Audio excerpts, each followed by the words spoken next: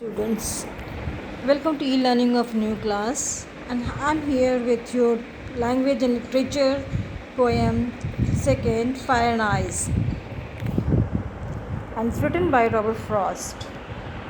Robert Frost was born on March 26, 1874 in San Francisco, California, and that is March 26, 1874, that is education, Lawrence High School, Dartmouth, and his famous works include Fire and Ice, Mending Walls, Birches, Out Out, Nothing Gold Can Steal, Home, Burial. Frost became a poetic force and the unofficial poet laureate of the United States. And finally, he died on January 29, 1963.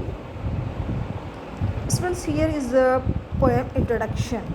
Robert Frost's poem Fire and Ice expresses the profound idea that the world would end in either of two ways, either by ice or fire.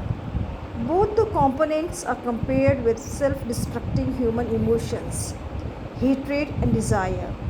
So this poem very artistically underpins the philosophy that we let our emotions rule us, and if don't control them, they will surely destroy everything around us.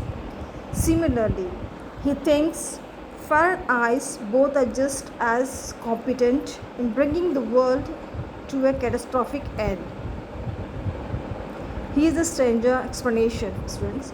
Some say the world will end in fire, some say in ice. From what I have tasted of desire, I hold those who fear fire.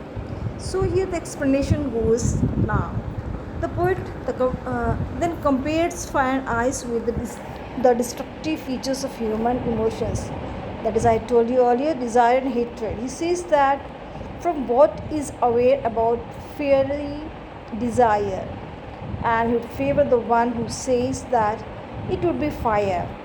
By saying so, he brings out the idea that the human being let their emotions rule them, and the consequences of unmonitored longing chaos. Stranger to be continued here. The poem expresses the profound idea that the world would end in either of two ways, either of ice or fire. One group is of opinion that someday core will get so heated that it will be led to fire and destroying the earth surface. The crust will be just destroyed. On the other hand, the second group says that if the temperature goes down to an extent that makes life on earth impossible, it would have the same catastrophic effect. And here goes the second stranger. But if it had to perish twice, I think I know enough of hate to say that of destruction's eyes, it's also great and it suffice. So he says that waiving of the first option of fire, considering the world has to expire twice, that would be ice would be equally competent and the world will end surely. So both of them, ice and hatred, contrast between these two, and the human capability of insensitivity is hatred has the potential for inner destruction. And so saying that the ice would be just as good as fire to destroy the world. And students, here the word meaning to clarify the meanings properly.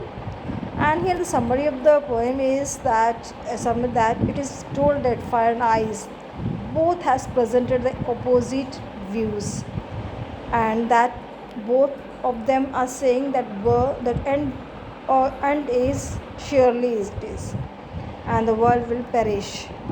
And here also the second possibility is saying that the feeling of the hatredness which is just growing in the people's heart, and that should be the more destructive.